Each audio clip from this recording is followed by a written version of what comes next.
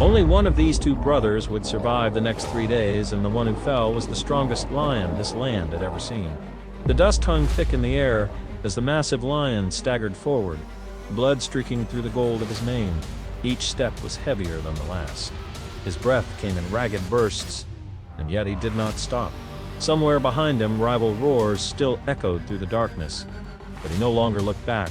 At the edge of a shrinking waterhole, he finally collapsed, his enormous body shaking as the last strength drained from his limbs. For over a decade, this land had bent to his will. Pride, territory, blood, and power had defined his life. Now, under the silent African stars, everything he had built balanced on the thin edge between survival and extinction. Few who ever ruled so long lived to see the cost of that reign, and fewer still had a story that began as quietly as his once did. Long before his name inspired fear across the plains, before his roar silenced entire territories, he was nothing more than a fragile cub born into heat, dust, and uncertainty. The land that welcomed him into the world was vast and unforgiving, an endless stretch of golden grass broken by scattered acacia trees and shimmering mirages on the horizon.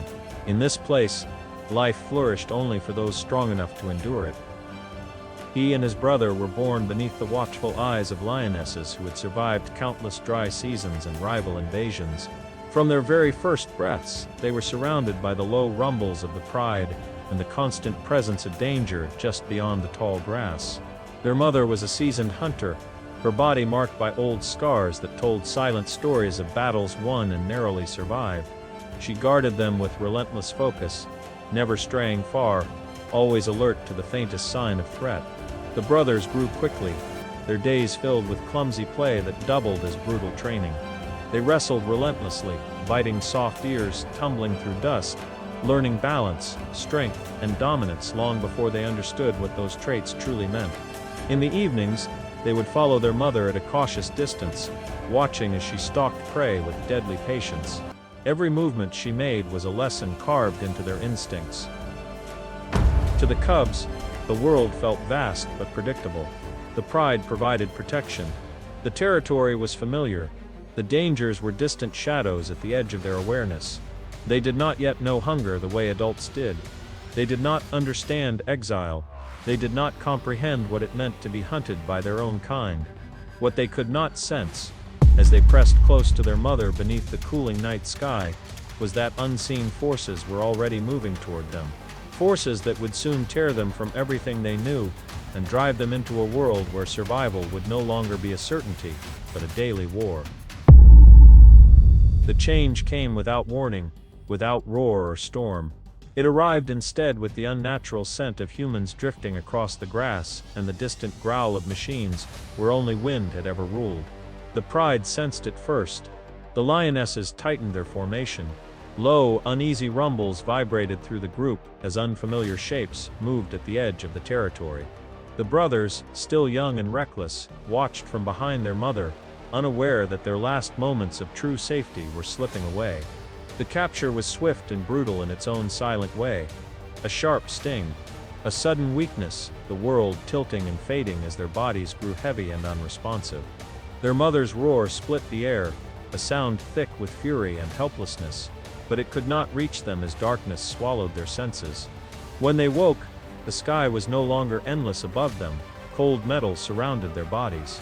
The familiar scents of dust, grass, and blood were replaced by oil, steel, and strange human presence.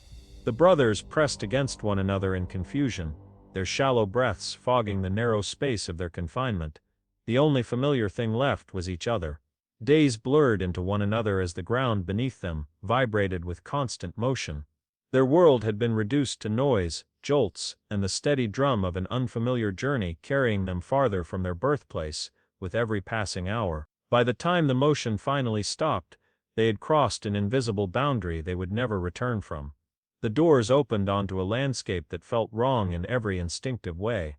The air was drier, the silence heavier, the distant calls of unfamiliar lions echoed from far beyond the horizon. This was not the territory they had been born into.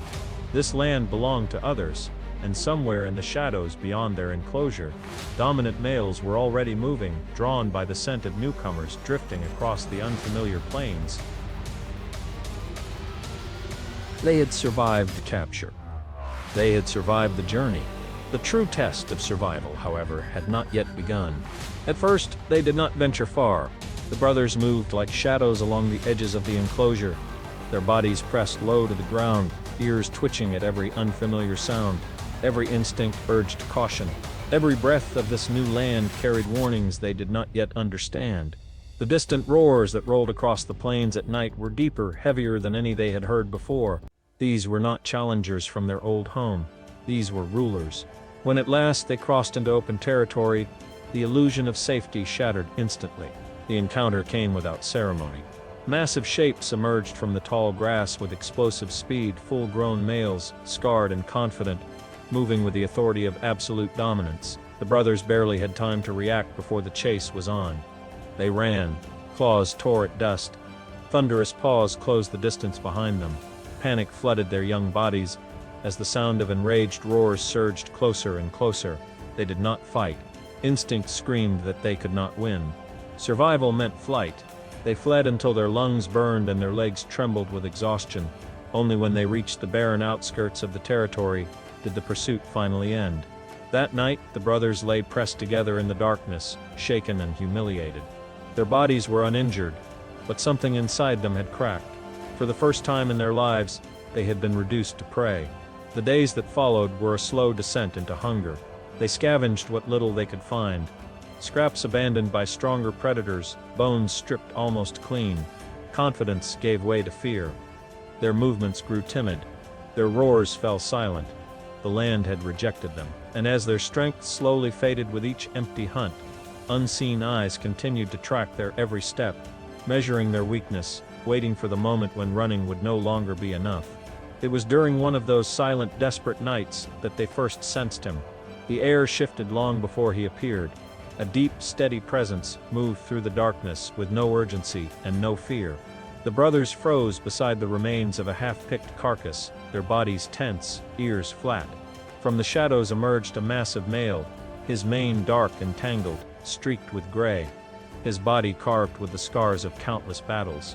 One eye was clouded and pale, but the other burned with the calm certainty of a survivor who had outlived every enemy meant to destroy him. He did not attack. He did not chase them. He simply stood there, watching. The brothers retreated instinctively, but the older lion made no move to follow. His stillness was more unsettling than violence. After long moments, he turned and disappeared back into the tall grass as silently as he had arrived, leaving only his scent and the heavy weight of his presence behind. From that night on, they began to see him often, always at a distance, sometimes at watering holes, sometimes moving along the edges of rival territory. He hunted alone. He faced danger without hesitation. When younger males tested him, he did not rush forward in rage. He waited, and when he struck, it was with devastating precision. The brothers did not approach him. They observed. They learned. They watched how he isolated prey, how he positioned himself before confrontation, how confidence alone often forced rivals to yield without a single blow. Slowly, almost without realizing it, their own movements began to change. Their steps grew heavier. Their posture lifted. Their fear did not disappear, but it no longer ruled them. They were still weak, still outnumbered, still unwelcome, but for the first time since their exile, the brothers were no longer simply surviving. They were preparing, and the land, once again, was about to feel their presence. The moment came at dusk, when the sky burned red, and the wind carried the scent of rain across the plains. The brothers had been drifting closer to the heart of the reserve for days, testing invisible boundaries, crossing lines they once feared. This time, when the distant roars answered theirs, they did not retreat. The dominant males found them near a stretch of open ground, where escape offered little protection. 3 huge shapes emerged from the tall grass, moving with the arrogant certainty of those who had never known defeat. For a brief heartbeat, the brothers hesitated. Every memory of their earlier humiliation surged through their bodies, then they stood their ground. The clash was explosive. Dust erupted as bodies collided with full force. One of the resident males charged the larger brother head-on, the impact echoing like thunder across the flats. The second turned toward the younger, jaws snapping with lethal intent. Pain ripped through muscle and hide as claws found flesh.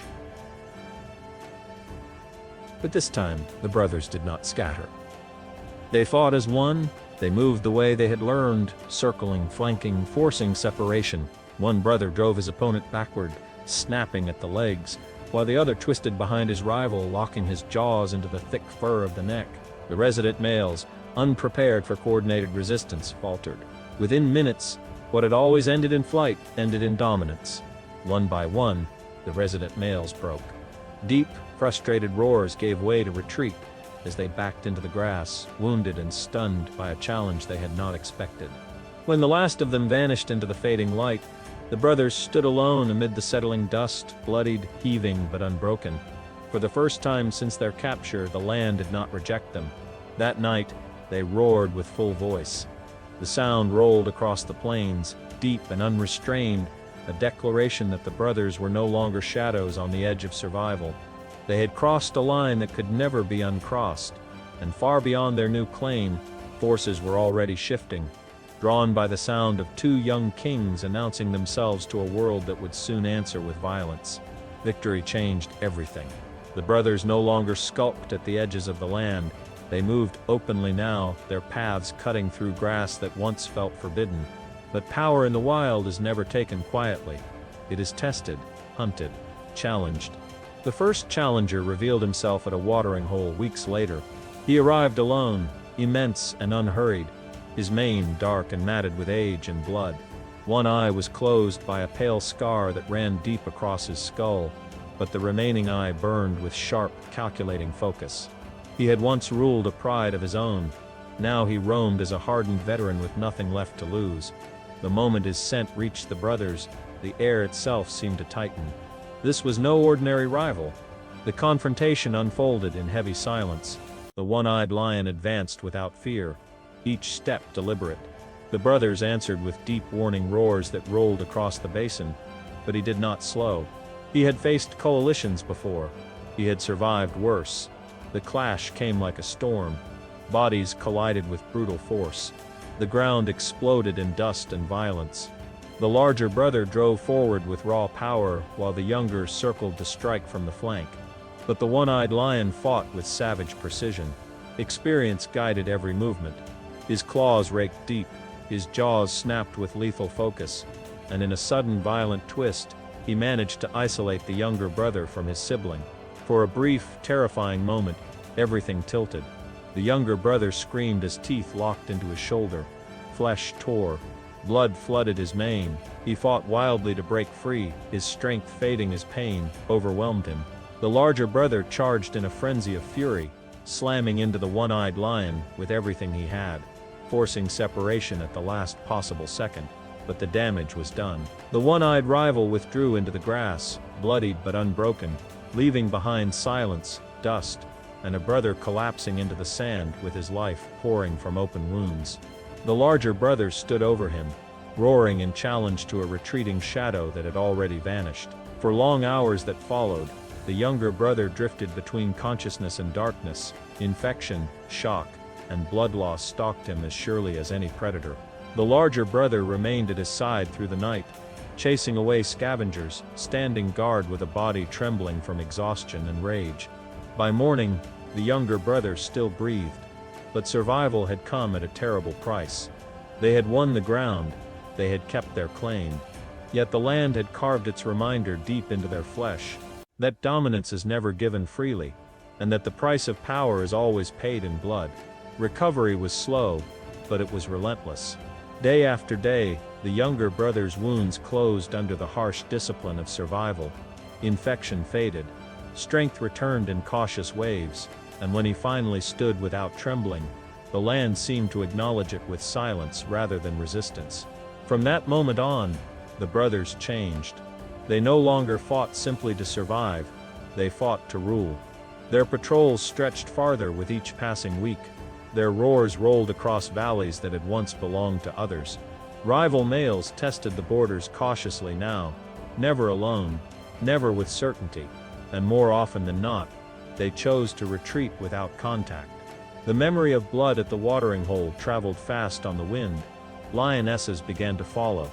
At first, they watched from a distance, wary of unfamiliar kings. Then, slowly they drew closer. drawn by strength, by stability, by the undeniable gravity of dominance.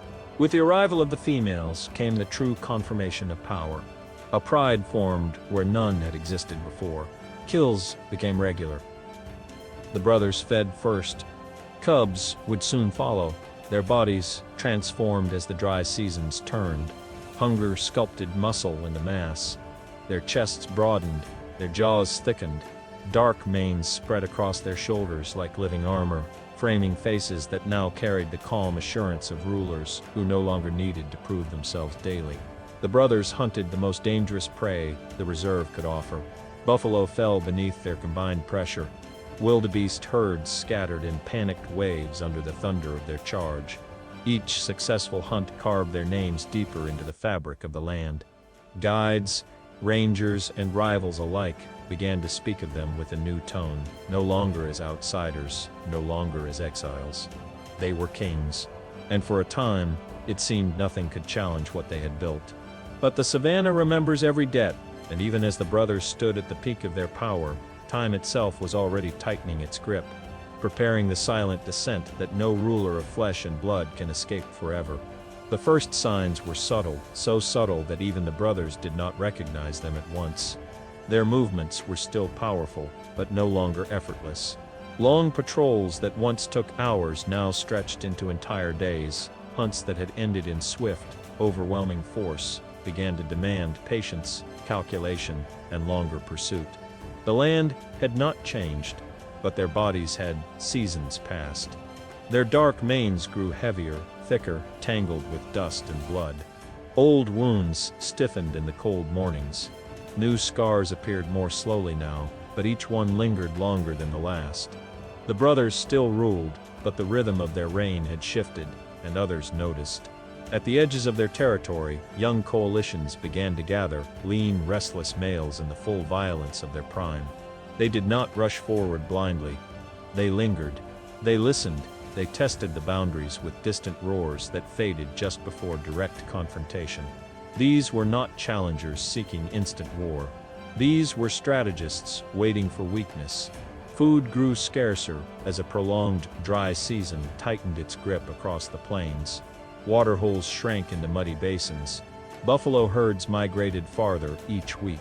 The brothers were forced to travel deeper into contested land, pushing their aging bodies against distance and hunger in ways they had not done in years.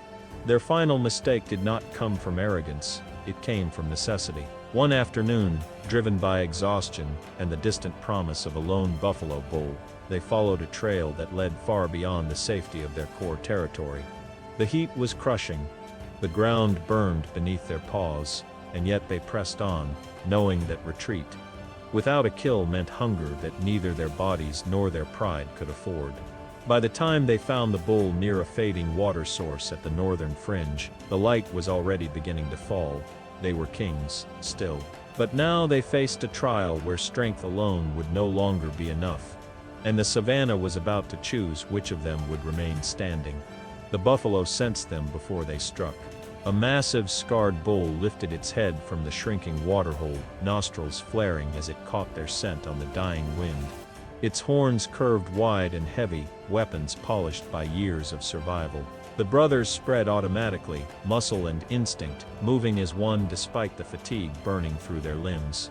They attacked with everything that remained. The larger brother surged first, crashing into the flank with brutal force. The younger followed a heartbeat later, driving toward the rear, seeking the tendons that would bring the giant down. Dust exploded around them. The buffalo bellowed in thunderous defiance, swinging its horns in wide, violent arcs. For long seconds, the outcome balanced on chaos. Then the mistake came. As the younger brother lunged again, the buffalo pivoted with terrifying speed. One horn caught him full in the chest, lifting his massive body off the ground as if he weighed nothing at all. Bone cracked, flesh tore, he struck the earth hard, the air driven violently from his lungs. The larger brother roared and launched himself forward in blind fury, locking his jaws into the bull's shoulder. Pain finally slowed the beast, forcing it to stagger back, but it was too late to undo what had already been done. The buffalo broke free and fled into the dust. Silence followed. Versace steht bloß nicht, wenn du kein echter Mann bist.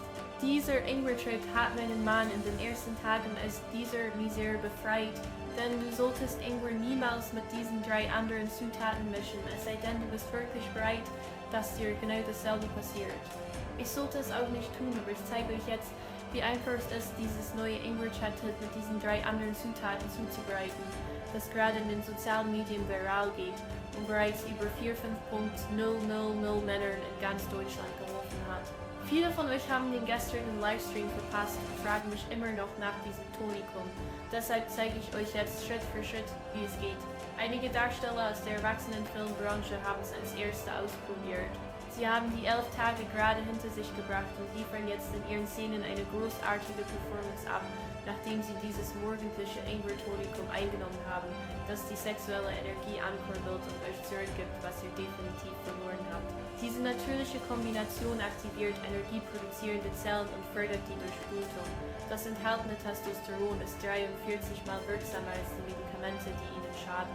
Ihr Körper gerät dadurch in einen Zustand automatischer Energieüberproduktion und verwandelt das, was einst weich war, in etwas Hartes und Kraftvolles. Es ist völlig natürlich und hat keine Nebenwirkungen. Ein 63-jähriger Mann in Berlin trieb es jedoch auf die Spitze und musste seine gesamte Unterwäsche entsorgen, weil er dieses Volumen buchstäblich nicht mehr hineinbekam. Und dieser Mann ernährte sich ungesund, trank Bier und rauchte täglich. Klingt verrückt, oder? Das dachte ich auch, bis ich las, dass Studien der Charité und Freiburg sowie viele andere Institutionen SW weltweit all dies bestätigten. Intelligente Männer über 45 nutzen dieses Ingwer-Chat, um Impotenz ohne Nebenwirkungen zu überwinden, während andere immer noch Hunderte von Euro im Monat für Medikamente und Methoden ausgeben, die nur zum Jojo-Effekt führen. Auch ich glaubte das alles nicht, bis ich sah, was mein Mann im Bett mit mir tat.